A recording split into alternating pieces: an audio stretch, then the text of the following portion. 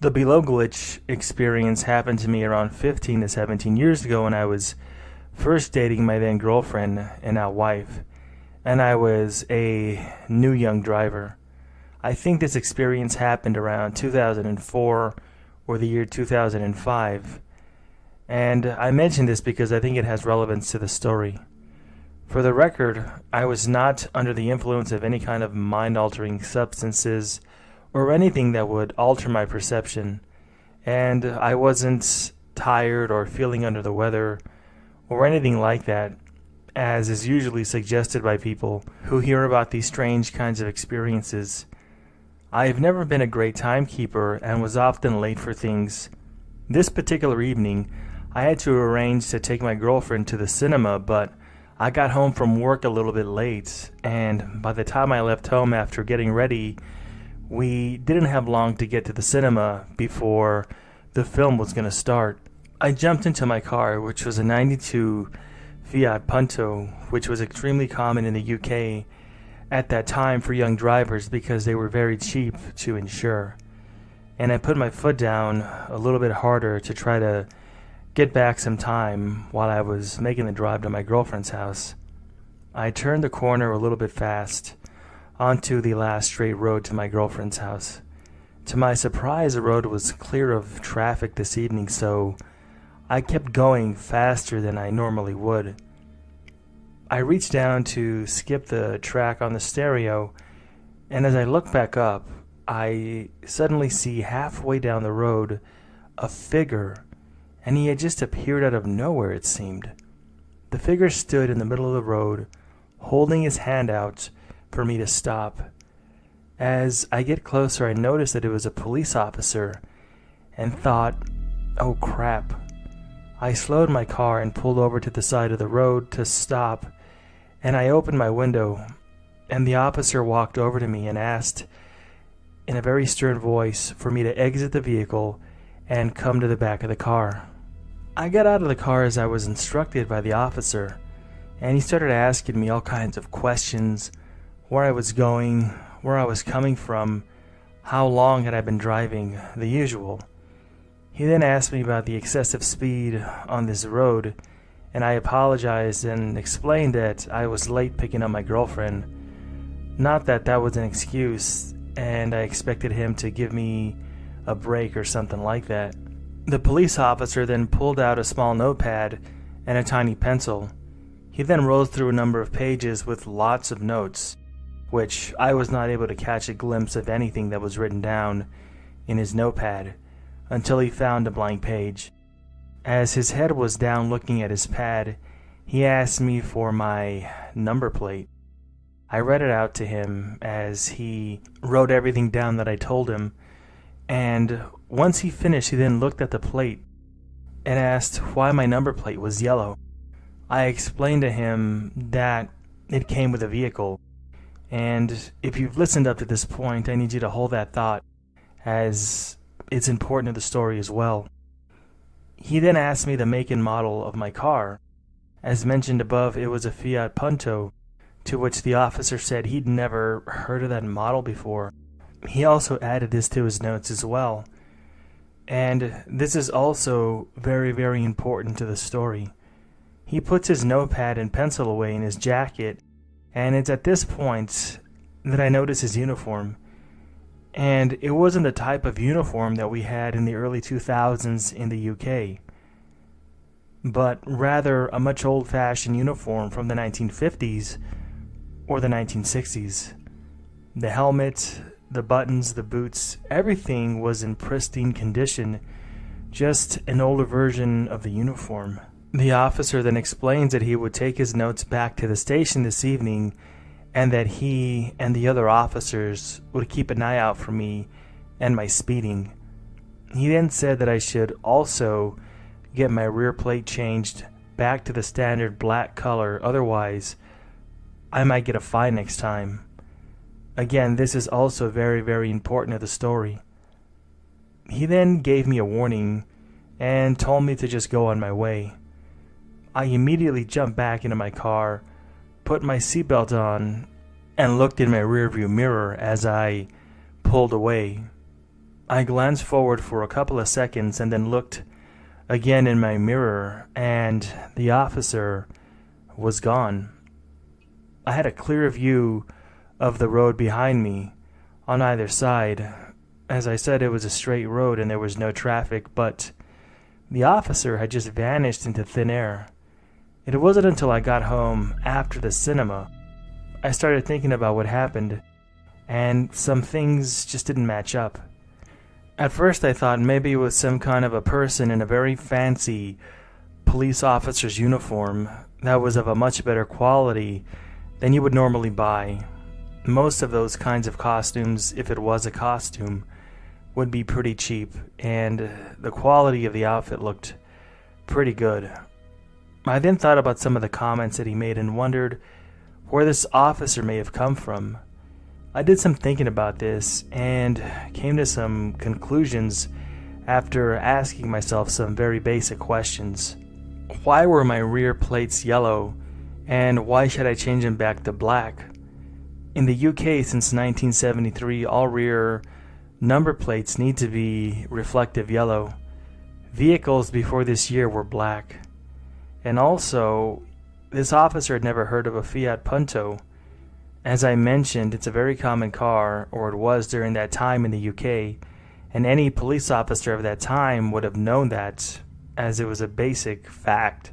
As I thought about this more and more, I'm thinking about his outfits and his vanishing act, and then I'm thinking maybe he was from some other time period and glitched into my reality.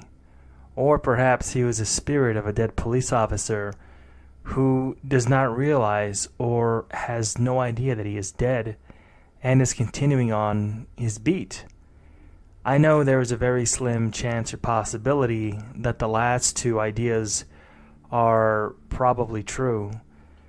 The most likely and the least interesting is that it's some kind of a police hobbyist who likes to walk around at night giving out phony traffic tickets and just scaring the crap out of people. That one is much more boring and mundane. However, I don't think I'll ever know the answer.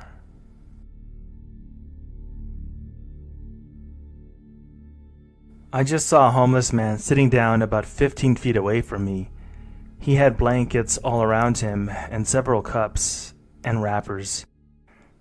I looked down into my bag for maybe 3 to 4 seconds to get my wallet so that I could give him some spare change, and when I looked up, the homeless man was gone. He was just gone. I first thought that maybe he was just somebody who had somehow walked off, but all of the cups and blankets and wrappers were gone too. There's no way that he could have bundled up everything that he had around him and taken off in just a few seconds that it took me to look down to get my wallet to find some coins. I'm thinking this is a glitch, but maybe I'm wrong.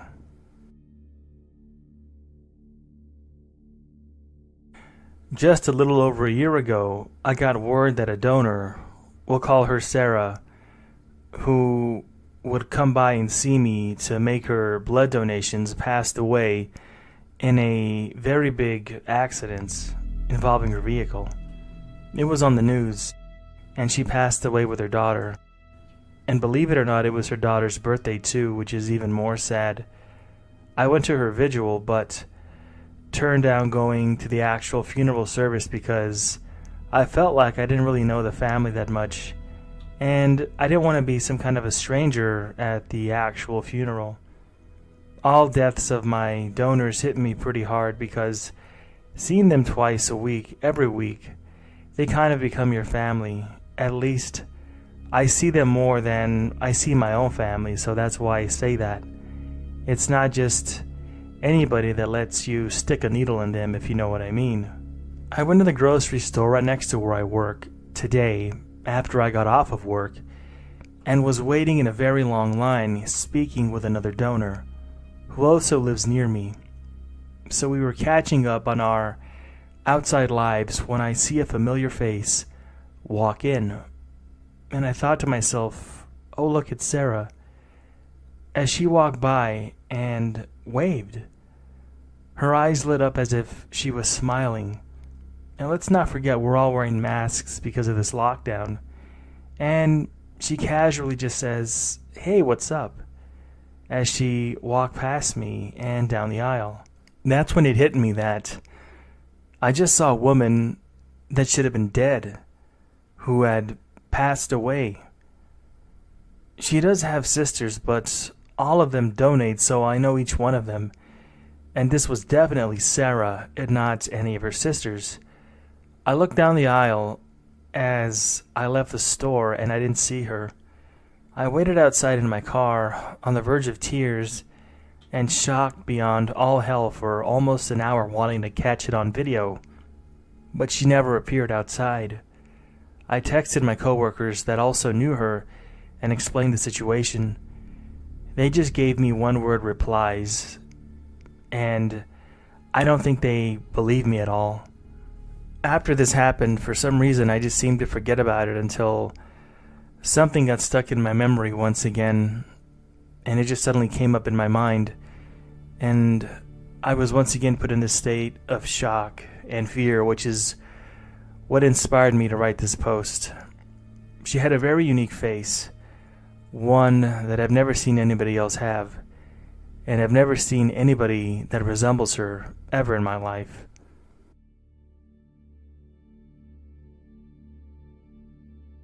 Back in 2012, I went to a Belgian event called FAX, and back then it was like a very small version of Comic-Con or some variation of that.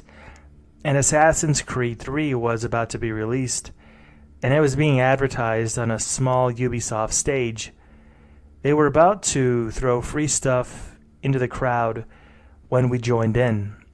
We were in the back, so I thought I'd have no chance of catching anything, but somehow my best friend caught a t-shirt. She disliked Assassin's Creed, so she gave it to me.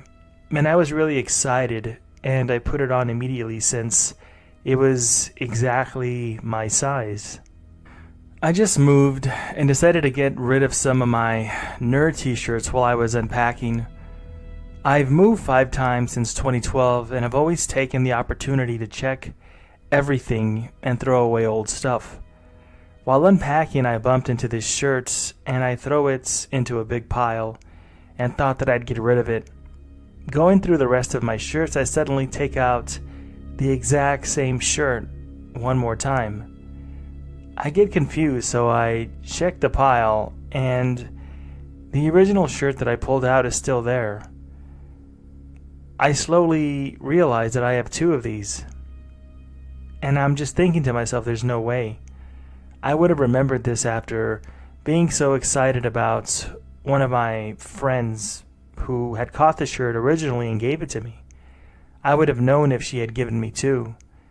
It's something that I would have never forgotten. I don't like to admit it, but I'm a bit materialistic.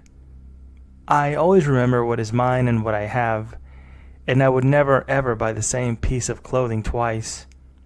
I also wouldn't have bought a shirt of a game I eventually didn't particularly care for. It couldn't have been from any of my previous roommates since they all had bigger sizes than me.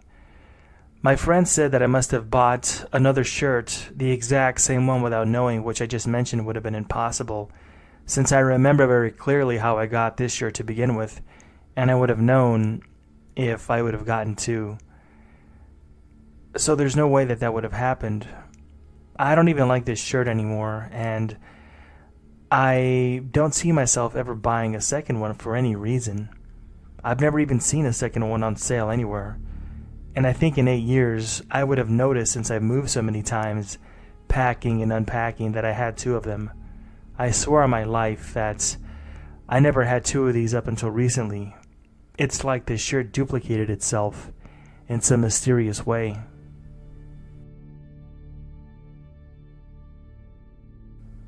I live in a very small town, and we have a small grocery store, hardware store, you know the drill. I was done getting groceries and got into my car to head home.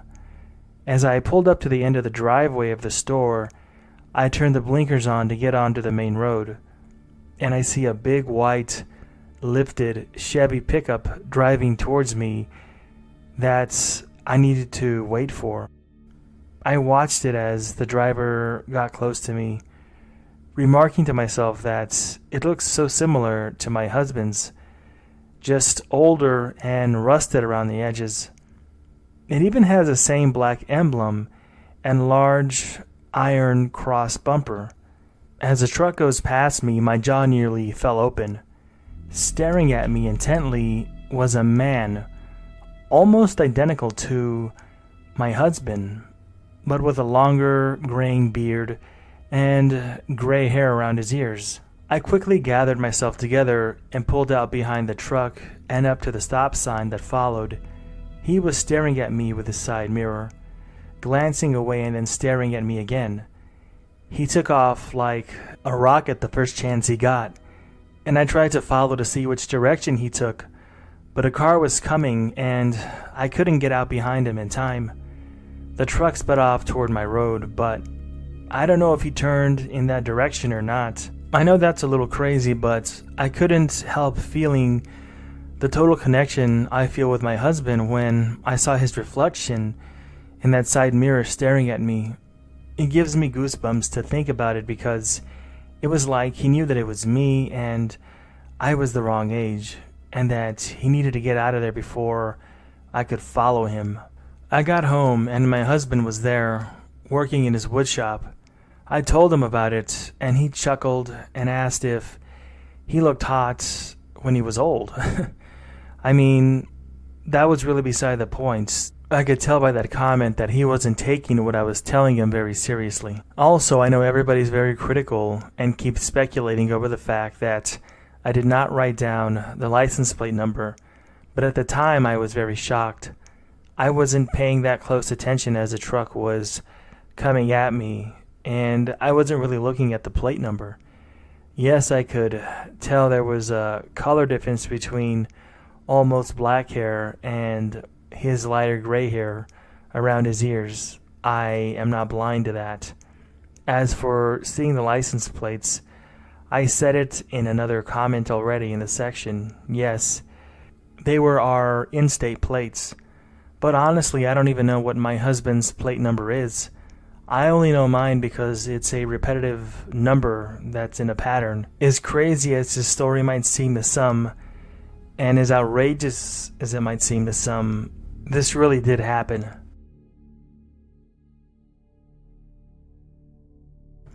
Okay, I know this title sounds a little bit like some terrible punchline, but hear me out. A while back, I opened up the fridge and saw a container of salmon. It was just a little bit of salmon that was smashed into the corner of a huge container. I had looked in the fridge earlier and hadn't seen it, despite its size. I opened it and it smelled rancid, so I threw it out. This was really weird for a few reasons. Our family rarely eats seafood, and whenever we do, it's a big deal. We'll get the fish fresh caught from somewhere fancy like Whole Foods, and then have it for a sit-down dinner with everybody present. That hadn't happened in a long time, though. My brother might have gotten canned or frozen salmon to eat, maybe, but he would not have put it away. And if my mom had put it away, it would not have been in such an oversized container, not to mention the fact that salmon had clearly been in there for a long time despite only appearing that day. I mentioned all this to my mom, and she basically just shrugged it off. Fast forward a week or so, my mom goes into town and buys salmon for dinner. We eat it, but have a ton left over. Mom gets our big container, the same one that I found the old salmon in. The container is just about the right size for the number of leftovers. It sits in the fridge for a week, and we chip away at it until there's just a little bit left, smashed in the corner, just like before. And I noticed the similarities and pointed out to my mom, but she just laughs it off again and thought that it was some kind of a coincidence and that I was crazy. The salmon sits there for several more days. It's in that state where no one's sure if it's good anymore, but they're scared to open it to smell it. And everybody's sick of salmon anyways, but nobody wants to throw it out in case it's still good and somebody wants it. You know how that goes in a household. One day, the salmon just disappeared. I expected the container to be in the dirty dishes, however, we couldn't find it anywhere. It hadn't been put away either. I asked my mom about it, and she says she didn't throw it away. Me and my mom are the only ones who would have thrown it out more than likely, but neither of us remember doing so. The container is still missing, and what's stranger is that when I found this container filled with salmon, it looked just like the old one that I found. And now it's gone. I guess it's a strange case of the time-traveling salmon.